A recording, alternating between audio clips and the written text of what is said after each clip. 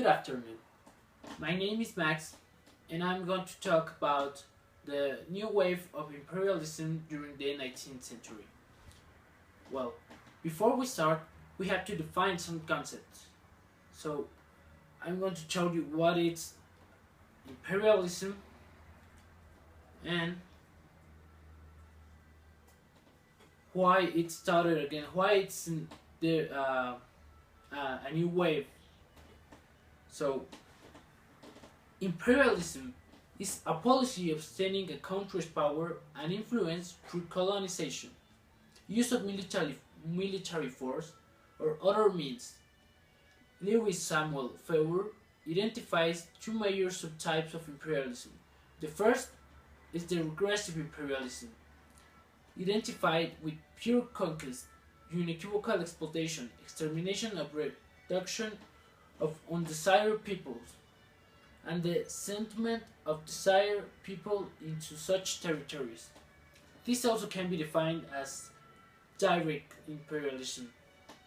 The second type, identified by Führer, is progressive imperialism, founded upon cosmopolitan view of humanity, that promotes spread of civilization through allegedly backward society to elevate living standard and culture in conquered territories, with the allowance of colonized people to assimilate into the imperial society.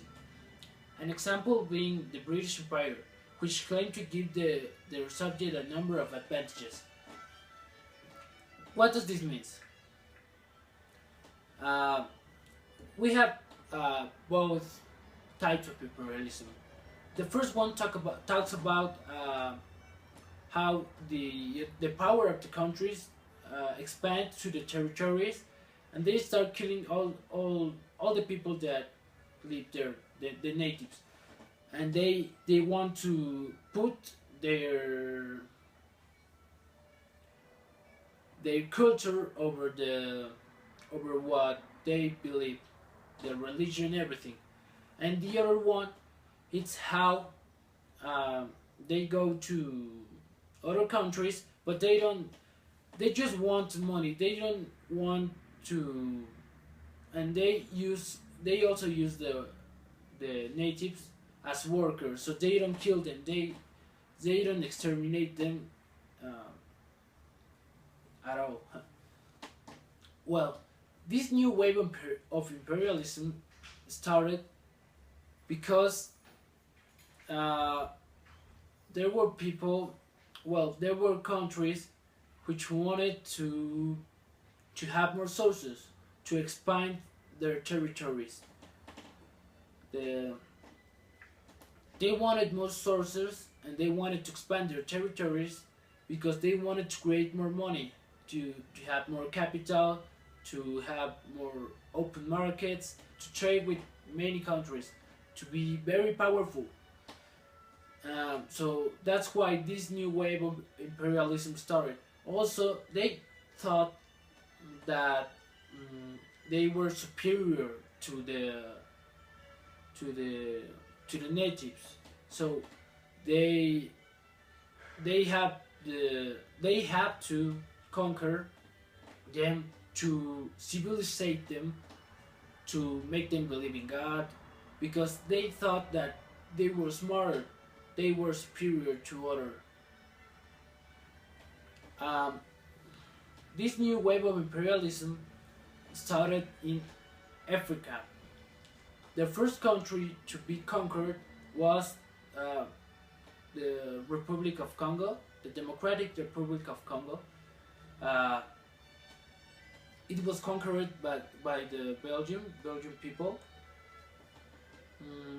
Then the reason why the Europeans didn't get into the African countries were mainly because the ecosystem was very different. Well, it was first desert and then jungle, but the main reason it was because of the malaria, the disease called malaria.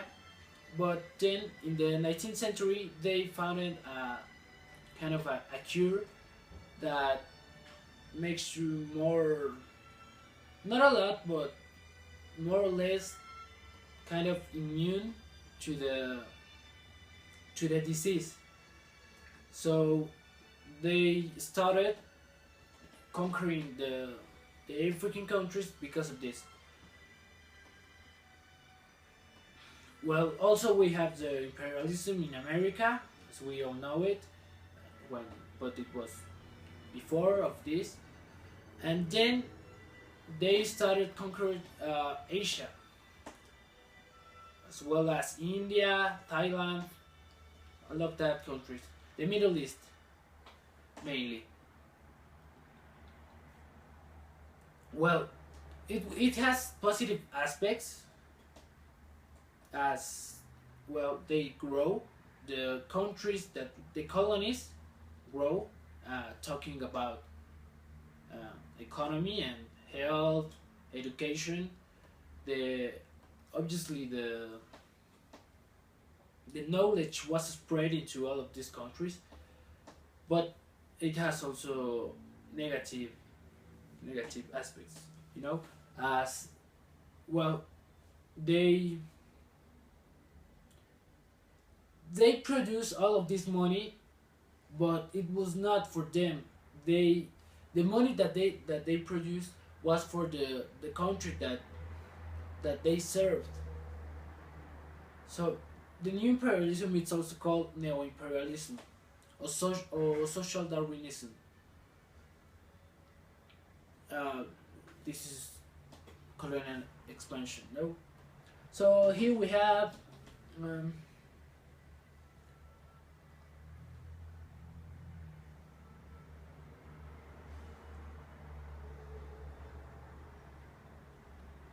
obviously the people, well the natives, they wanted to resist to to the the conquered movements, and well they didn't want just sometimes, but they were mainly conquered.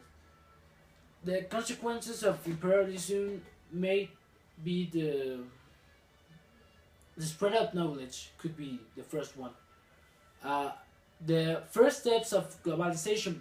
Why? Because all the with imperialism, all the countries were communicated because they have markets, so they trade between themselves, and also, for example, as in China, the China was a closed country. Anyone could leave or enter, not even trade.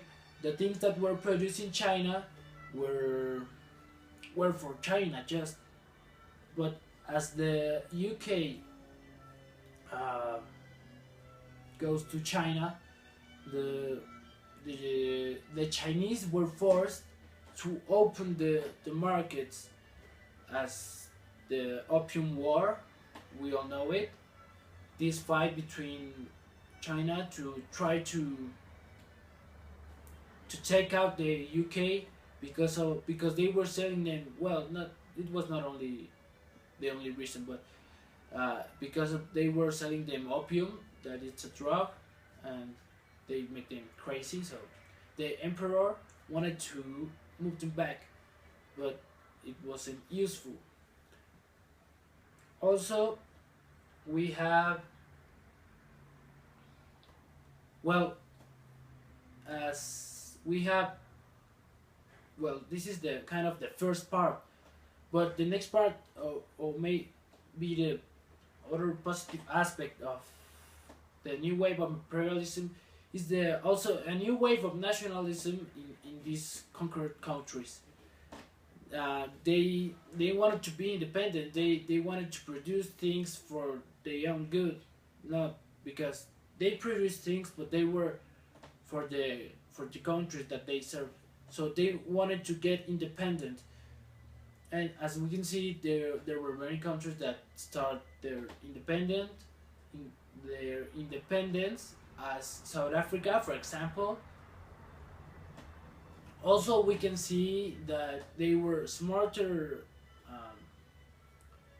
countries like Japan that that opened their markets but not as China. They they opened them because of their own decision, you know. Mm, and they started doing the same thing as the European countries. They start learning from Dutch books about technology, and they duplicate the things that European countries have done, but they make it better. So they started conquering other countries as Korea, for example. Well, that may be the the explanation of the new wave of imperialism. What I want to give you my own opinion. I think that all of this new imperialism, it may not be fair, but it's necessary because we need to. Well, if there is a good that a country has, and there's another that there's another country that doesn't have it.